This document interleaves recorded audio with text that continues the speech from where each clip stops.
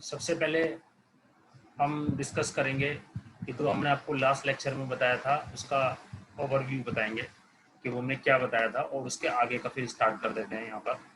तो हमने आपको लास्ट लेक्चर में कुछ स्पेशल फार्मूले बताए थे कि जो बहुत यूज़फुल होने थे। ये आपको एक तरह से टेबल है जो आपको याद करनी ही करनी थी, ठीक है ना। ये मैंने बताया था कि टेबल आपको याद करनी है, और इसमें जितने फार्मूले हैं उनके नाम बताए थे मैंने, ठीक है ना। जैसे मैंने बताया था कंजक्शन है, ये डिसजंक्शन है, ये एक्सक्लूसिव और ये कंडीशनल है, ये बाई कंडीशनल है। इनके नाम आपको पता होने चाहिए, ठीक है ना। ये मैंने आपको बताया था।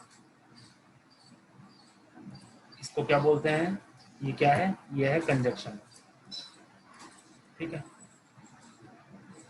इसको क्या बोलते हैं, ये है डिसजंक्शन। इसको क्या बोलते हैं, ये है एक्सक्लूसिव और ये क्या है, कंडीशनल। और ये क्या है, बाई कंडीशनल।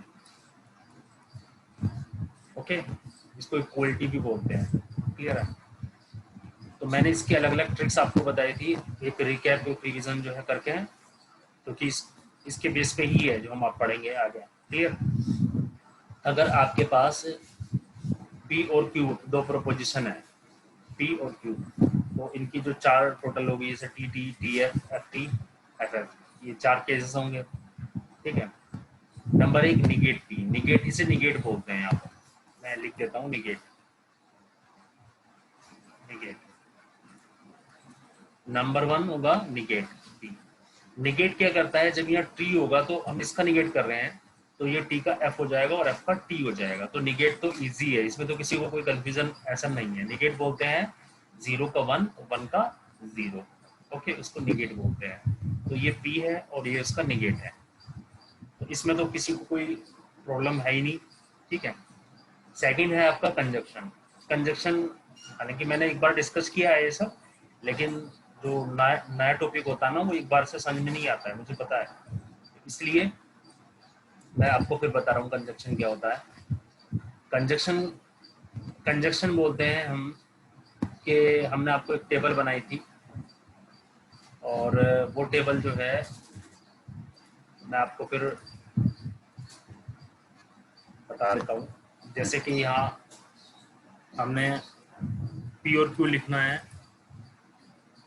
पी क्यू, और यहाँ पर होगा पी कंजक्शन।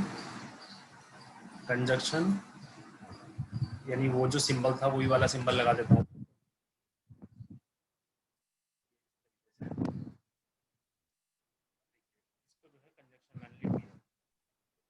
हेलो सर, आपकी आवाज नहीं आ रही है।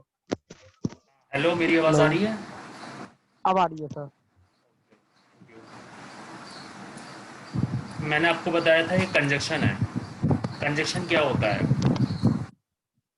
पहले इसके केस लिखते हैं हम। टी एफ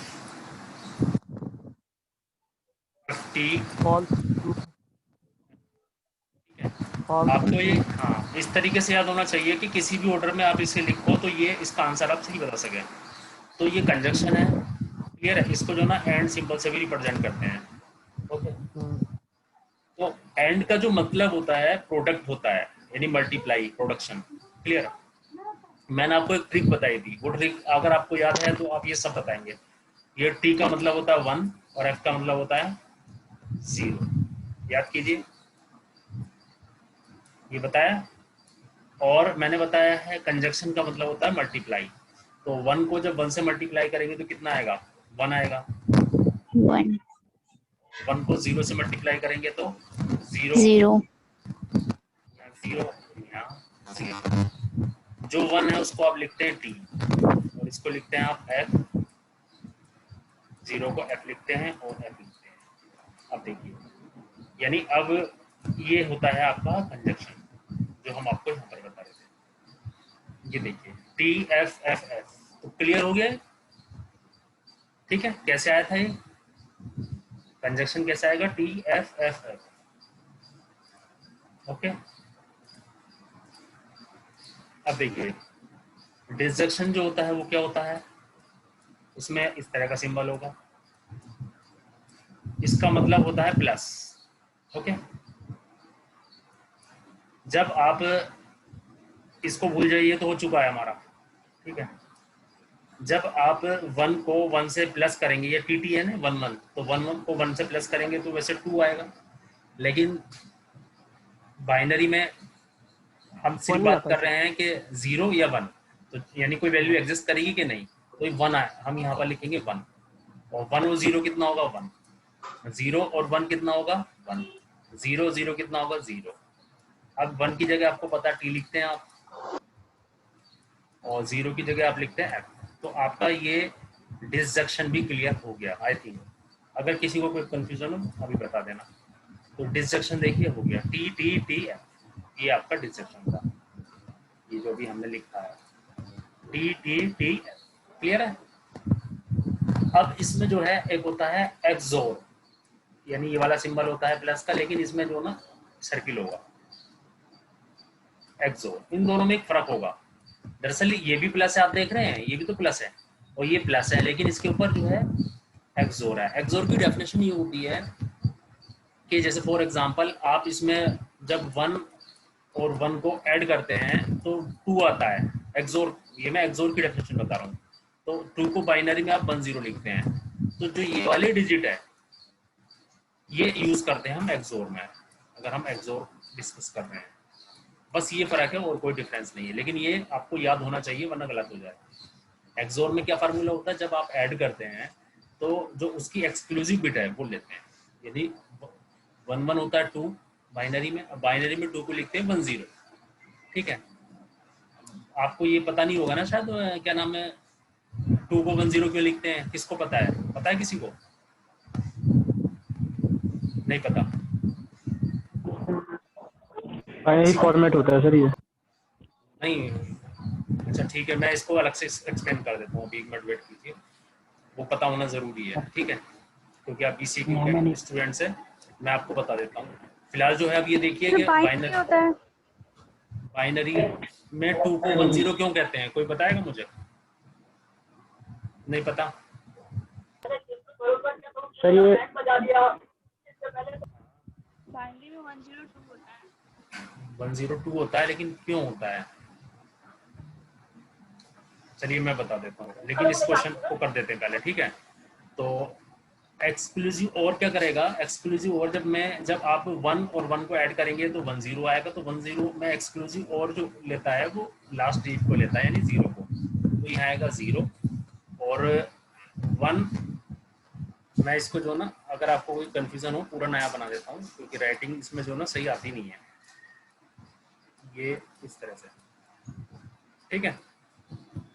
तो ये था टी टी, जब टी का मतलब होता है 1 1, तो 1 1 हम एक्सक्लूसिव की बात कर रहे हैं, तो 1 1 का मतलब हो गया 2, तो 2 को बोलते हैं 1 0, तो एक्सक्लूसिव में जो है उसको 0 लेंगे, यानी 0, तो 0 का मतलब हो गया एफ, ओके। और दूसरा था यहाँ पर टी एफ का मतलब है 1 0, तो 1 0 कितना होता है 1 होता है, यानी टी होगा, ठीक है।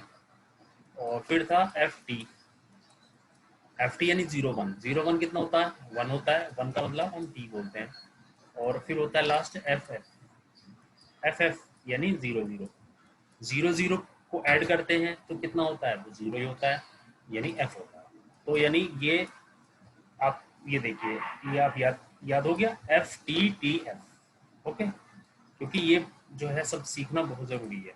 तो ये हो गया आपका एफ टी एफ, ये आपका एक्सोर हो गया, ठीक है, ये तीनों, ओके। और ये दो, ये कंडीशनल है और ये बाई कंडीशनल है। कंडीशनल के लिए मैंने आपको बताया था, याद कीजिए, कि जब आपके पास यह कंडीशन ही नहीं होगी तो आपका कंडीशन काउंट ही नहीं होगी, क्योंकि इफ स्टेटमेंट हम तब लगाते हैं जब हमारी पहली पॉइंट पे second statement, second proposition depend करता हो, लेकिन यहाँ पर पहला पॉइंट ही नहीं है, एफ है, यानी कोई कंडीशन ही नहीं है, तो इसका मतलब स्टेटमेंट में कोई फर्क नहीं पड़ेगा, क्लियर है। और मैंने बताया था कि अगर ये टी एफ होगा, यानी कंडीशन ट्रू, लेकिन उसका जो रिजल्ट रेस्पॉन्स फॉल्स होगा, तो उस कंडीशन को हम कहेंगे कि ये कंडीशन हमारी बेकार, मतलब रॉन्ग है, तो एफ कहेंगे वहां पर। तो एफ बाकी सब जगह टी टी होता है, तो टी टी टी एफ। और अगर आपको फिर भी कोई कंफ्यूजन है ना, तो लास्ट वीडियो की जो रिकॉर्डिंग है मैंने ग्रुप में शेयर की है, उसको आप देख लेना, क्योंकि अगर मैं रिकॉर्डिंग कर रहा हूँ और मैं आपको दोबारा बता रहा हूँ फिर रिकॉर्डिंग से आपको क्या फायदा। ठीक है, तो आप रिकॉर्डिंग से देख लेना, क्लियर, ये दोनों। तो ये भी उसमें मैंने बता दिया था। तो इसमें क्या होता है कि जब टी टी होता है या एफ एफ होता है तो दो केस में ये टी होता है, बाकी में फॉल्स होता है। ठीक है, तो इसको समझने के लिए अगर किसी को कोई कंफ्यूजन है तो वो जो है, जो रिकॉर्डिंग है इससे प्रीवियस वाली जो मैंने शेयर की है यूट्यूब पे, उसको आप देख लें। ठीक है, क्योंकि रिकॉर्डिंग के बाद में अगर मैं आपको दोबारा समझाऊंगा तो फिर वो उसका क्या फायदा। ठीक है ना, अब हम नेक्स्ट आगे बढ़ते हैं, लेकिन उससे पहले मैं आपको बताऊंगा कि बाइनरी क्या होता है, जो कि क्योंकि आप बीसीए के हैं तो आपको ये सब सीखना। तो हमारा टॉपिक है what are binary numbers. Okay, सबसे पहला पॉइंट, बाइनरी, जो ये वर्ड है बाइनरी, इसका मतलब होता है, बाइनरी का मतलब होता है टू, यानी इसका जो बेस होगा वो टू होगा। जैसे फॉर एग्जांपल आप जब डिजिट लिखते हैं, आप क्या लिखते हैं, 0 1 2 3 अप टू 9 लिखते हैं ना, तो इसका बेस होता है 10। क्लियर है, क्यों, 1 2 3 4 5 6 7 8 9 10, 9 तक होगा, 0 भी होगा, तो 10 हो गया ना। तो इसको बोलते हैं डेसिमल नंबर, जो हम यूज करते हैं डेली लाइफ में, तो उसको क्या बोलते हैं, डेसिमल। क्यों बोलते हैं डेसिमल, क्योंकि इसमें 10 पॉइंट्स होते हैं। क्लियर है। बाइनरी में क्या होता है, बाइनरी में 2 पॉइंट्स होते हैं। तो 2 कौन कौन से होते हैं, या तो 0 होता है या 1 होता है, यानी कंप्यूटर इसको 0 या 1 की फॉर्म में किसी भी नंबर को रीड करेगा। ओके, अभी यानी जैसे इसके अंदर 0 की जगह 0 होगा, ठीक है। जैसे पहले इसको देखने को देखते हैं, इसको देखिए, जब आप 0 लिखते हैं तो 0 लिखते हैं, 1 को 1 लिखते हैं, 9 को 9 लिखते हैं, लेकिन जब 10 आता है तो 10 को आप कैसे लिखते हैं, जब 10 आपको लिखना होता है तो 10 को लिखने का तरीका आपको ये होता है कि पहले 1 लगाते हैं फिर 0 लगाते हैं। अगर 11 लिखना होता है 11, तो उसका तरीका क्या होता है कि आप पहले 1 लिखेंगे, उसके आगे एक 1 लगाएंगे। ठीक है, तो लेकिन डिजिट्स जो है वो 0 से 9 तक ही होगी। ठीक है, इसमें क्या करते हैं, इसमें भी सेम है, लेकिन इसके लिए हम क्या करेंगे, जैसे आपको 0 लिखना है, मैं टाइप करूँगा तो ज़्यादा अच्छा लगेगा, 0 लिखना है तो 0 को आप 0 लिखते हैं, 1 लिखना है तो 1 लिखते हैं। मैं यहाँ पे एक चार्ट बना देता हूँ छोटा सा, इसका मतलब है मैं डेसिमल की बात कर रहा हूँ, और इसका मतलब है कि मैं बाइनरी की बात कर रहा हूँ। ये डेसिमल, ये आपका, ये बाइनरी। ठीक है, यहाँ पर मैं लिख देता हूँ Excuse me, sir. So your voice is not coming properly. Hello, are you getting my voice now? Yes, sir. Okay, thank you. देखिए, डेसिमल, बाइनरी, जब आप 0 लिखते हैं तो 0 लिखेंगे, जब आप 1 लिखते हैं तो 1 लिखेंगे, क्योंकि कोई प्रॉब्लम नहीं है, क्योंकि इसके पास।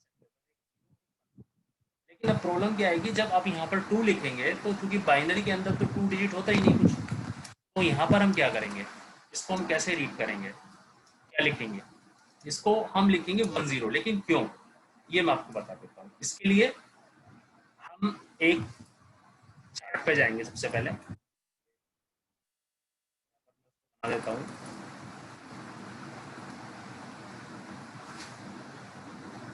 ये देखिए, 2 की पावर 0, 2 की पावर 1, 2 की पावर 2, 2 की पावर, इसका मतलब होता है 1, 2 की पावर 2 कितनी होती है 2, इसकी 2 की पावर 2 यानी 4, 2 की पावर 3 यानी 8, 2 2 की पावर 4 यानी 16। अब जैसे फॉर एग्जांपल, हाँ, अब हम इसको लिखते किस सीरीज में है, देखिए 2 की पावर 0, उसके बाद आएगा 2 की पावर 1 डेफिनेटली, उसके बाद आएगा 2 की पावर 2, उसके बाद आएगा 2 की पावर 3, उसके बाद ऐसे बढ़ता चला जाता है, एंड सो ऑन। अब ये देखिए, जैसे आपको लिखना 2, ये क्या लिखा है, 2 लिखना है, तो 2 कैसे बनेगा, क्या ये 2 है, नहीं, क्या ये 2 है? हाँ ये 2 है। क्लियर है? तो 2 क्या होता है? 2 की पावर 1 होता है। ठीक है, अब आप कहेंगे सर 3 तो इसमें है नहीं, वो मैं अभी बताता हूँ, पहले 2 देख लीजिए। तो ये 2 कहाँ पर मिलेगा आपको? 2 की पावर 1 को। तो आप क्या करेंगे, इस तरह से जब आपने लिखा इस तरह से कुछ वैल्यूज, तो जहां पर 2 की पावर 1 है उसको टिक कर दीजिए, ऐसे जिसमें मैंने यहाँ टिक कर दिया। तो टिक का मतलब है यहाँ पर 1 लिख दीजिए आप, और जब आपने यहाँ पर 1 लिखा और यहाँ पर 0 लिख दीजिए। बाकी सब जगह भी इधर तो 0 रहेंगे, लेकिन जो राइट हैंड साइड वाले, लेफ्ट हैंड साइड वाले 0 की कोई वैल्यू होती नहीं है। जैसे फॉर एग्जाम्पल आप 20 लिखते हैं, आप इस 20 को 020 लिखो, उससे कोई फर्क नहीं पड़ेगा। तो सिमिलरली ये देखिए, तो यहाँ पे मैंने 1 लिखा, यहाँ पर इधर वाले जितने भी है रिमेनिंग 0 आएंगे और बाकी सारे 0 आएंगे। तो इधर इस वाले 0 से कोई इम्पैक्ट नहीं होगा, तो आपका आंसर आ गया 10। लेकिन मुझे पता अभी समझ में नहीं आया होगा, मुझे दोबारा पूरा क्लियर करके और एग्जाम्पल देने होंगे। क्लियर है? देखिए मैं जैसे फॉर एग्जाम्पल इसको पहले मैं बना लेता हूँ। 2 की पावर 0, 2 की पावर 1, 2 की पावर 2, 2 की पावर 3। ये समझना सबके लिए बहुत जरूरी है, सभी के लिए, क्योंकि ये कई सब्जेक्ट में आपको पढ़ना पड़ेगा आगे भी। तो 2 की पावर 0 का मतलब 1 होता है, इसका मतलब 2 होता है, इसका मतलब 4 होता है, इसका मतलब 8, 16 और इसका मतलब 32। ये सभी को पता है, सबको कैलकुलेशन आती है। इसको मैं लाइन भी खींच देता हूँ थोड़ा, ताकि कोई कंफ्यूजन ना हो मेरे में। ठीक है, क्लियर है? अब आप ये बताइए, मैं आपसे पूछ रहा हूँ कि मुझे जो है 3 का बाइनरी नंबर बताइए आप। तो आप क्या कहेंगे? आप इस 3 को निकालने के लिए आप क्या ये बताइए, 4 से छोटा है या 3 4 से बड़ा है? 4 से छोटा है। तो 4 से छोटा है तो 3 को हम डिवाइड करेंगे, मतलब हम देखेंगे कि आप क्या 3 इसमें अवेलेबल है हमारे चार्ट में? नहीं आएगा, डेफिनेटली नहीं आएगा। तो जब 3 अवेलेबल नहीं है, 4 अवेलेबल है, जो कि इससे ज्यादा होता है, तो हम ये कहेंगे कि इसको हम 2 + 1 में कन्वर्ट करेंगे। कैसे पता लगेगा? क्योंकि यहाँ पर 2 और +1 अवेलेबल है। अभी 2-4 एग्जाम्पल में सब क्लियर हो जाएगा आपको। 3 को हम कैसे डिवाइड करेंगे? 2 + 1 में। तो 2 वहां पर है, यहाँ पर है। क्लियर? तो जहां पर 2 है उसको हम टिक कर देंगे, और जहां 1 है वहां को टिक कर देंगे। तो जहां 2 है वहां पर टिक कर दिया, यानी 1 लिख दिया, और जहां 1 है वहां पर भी 1 लिख दिया। तो आपके पास यहाँ तो 0 है, इनसे कोई मतलब नहीं, इधर वाले 0 से, तो 1 1 आ गया। तो इसका बाइनरी का आंसर कितना आ गया? 1 1। ये इसका बाइनरी होता है। क्लियर है? अभी तो नहीं हुआ क्लियर, मुझे पता है। नंबर अब चलते हैं 4 पे। 4 का बाइनरी आपको निकालना है। 4 का बाइनरी आपको कहाँ से मिलेगा? देखिए, ये देखिए, इसमें 4 मिल रहा है आपको। हाँ मिल गया इसमें तो डायरेक्ट। तो जहाँ पे 4 मिल रहा है डायरेक्ट आपको, तो वहां पर आपने 1 लिख दिया, और इससे जो पहले वाले हैं वहां पर डेफिनेटली आप 0 लिखेंगे, और इन वाले 0 से कोई मीनिंग होता ही नहीं है। ठीक है? तो ये कितना आ गया 4 का बाइनरी? 1 0 0। क्लियर? अभी 5 का बाइनरी, 5 का बाइनरी आपको निकालना है। तो 5 कैसे निकालेंगे आप? 4 और 1 5। ठीक है? तो 4 और 1 5। तो 4 का मतलब है अब यहाँ पर 1 लिख देंगे इसके नीचे, और एक यहाँ पर 1 लिख देंगे, और एक यहाँ पर 0 लगाएंगे, बीच वाले में 0। तो ये आ गया 1 0 1। ठीक है? तो ये आपका 4 का बाइनरी हो गया।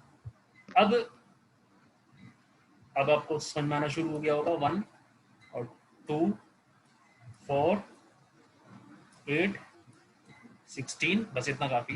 ये 2 है, ये आपका, मैं टाइप कर देता हूँ, ज्यादा अच्छा रहेगा। जैसे कि यहाँ आएगा, यहाँ पर 8 आएगा,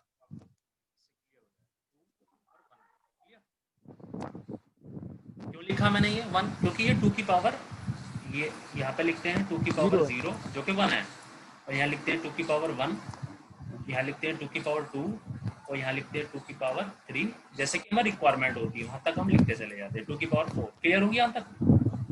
अब ये बताइए, मुझे 10 का चाहिए बाइनरी, या फिर अभी 6 का कर देते, पहले 5 तक किया था।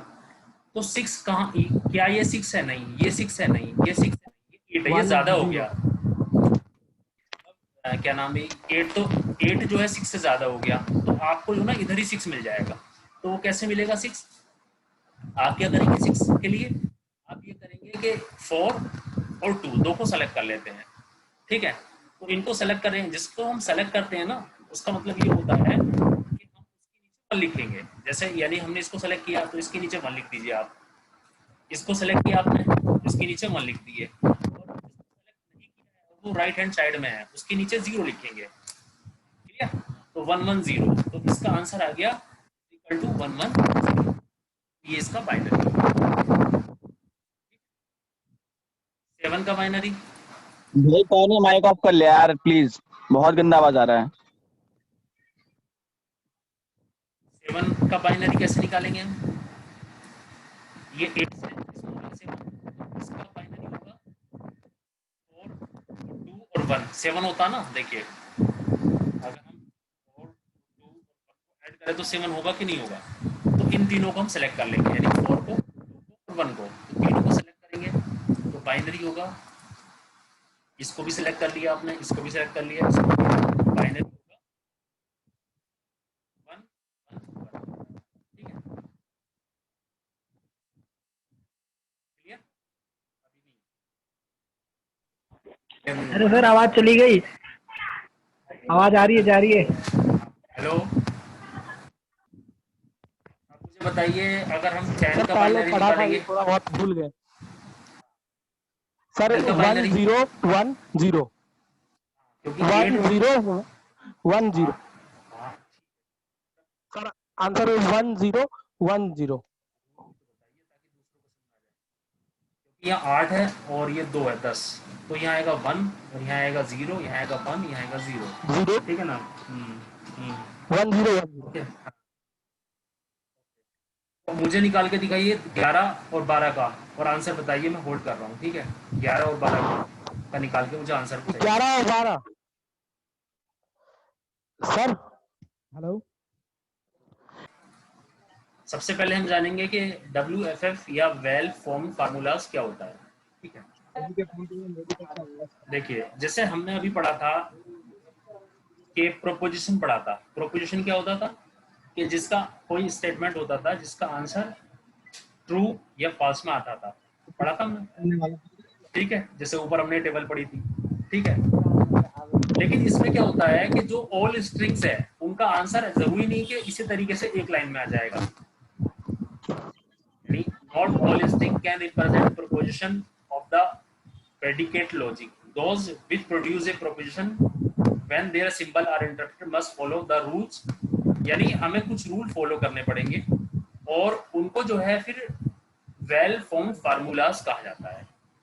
कैसे? जैसे फॉर एग्जांपल आपके पास 2 वेरिएबल है, एक x और एक y, और p हमारा जो है प्रेडिकेट है। ठीक है, ये प्रेडिकेट नेम হ্যাঁ followed ক্লাস by হচ্ছে এখন ডিস্টার্ব না, a list of class variables হলে such as ডিস্টার্ব করে না এখন।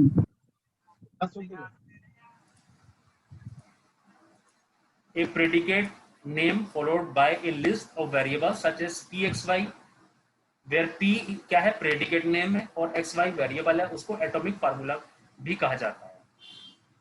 तो एटो यानी कि एटॉमिक का मतलब, एटम का मतलब होता है 1, यहाँ पर ट्रू फॉल्स, यानी जैसे प्रीपोजिशन हमने पढ़ा था true false.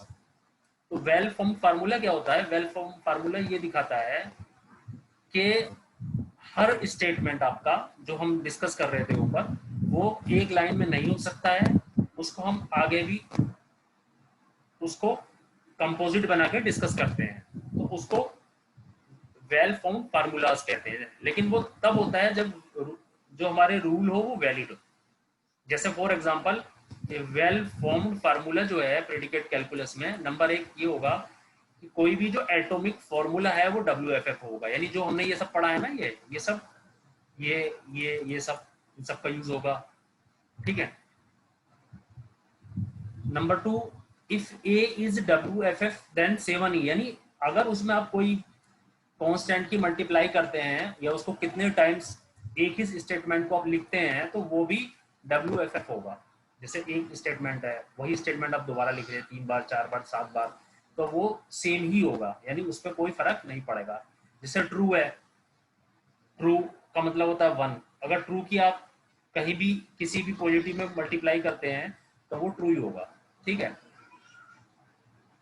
If A and B are, अगर हमारे पास 2 WFS है, तो ये फार्मूले हमने पढ़े हैं कि डिसजक्टिव, कंजक्टिव, कंडीशनल और बाई कंडीशनल।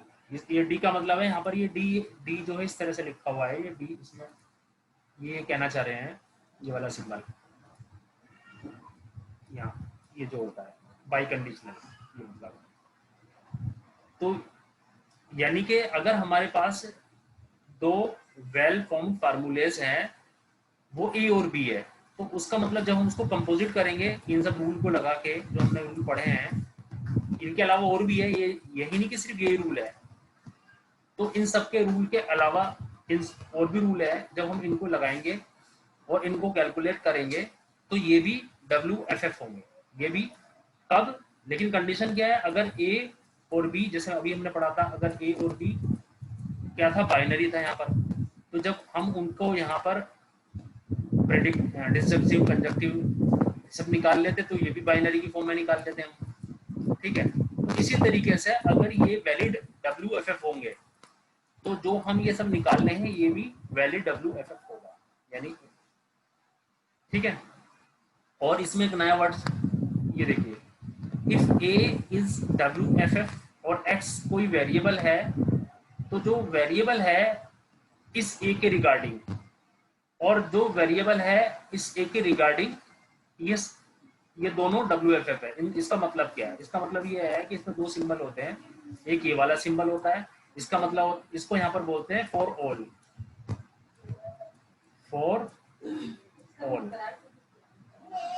और इसको वो एक सिंबल होता है ये, इसको बोलते हैं फॉर सम। ये भी समझ में आएगा कुछ एग्जांपल के बाद, फॉर सम। तो ये इसमें दो टर्म्स है, ठीक है। सर अटेंडेंस ले लीजिए, वो कट जाएगा। अच्छा ठीक है, एक मिनट बस सर इसको कर। सर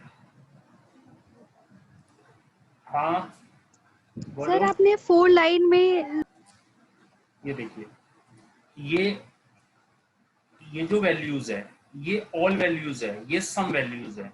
जैसे इसको हम बोलते हैं आगे जाके ये वाला सिंबल फॉर ऑल, और इसके अंदर आती है सम वैल्यूज।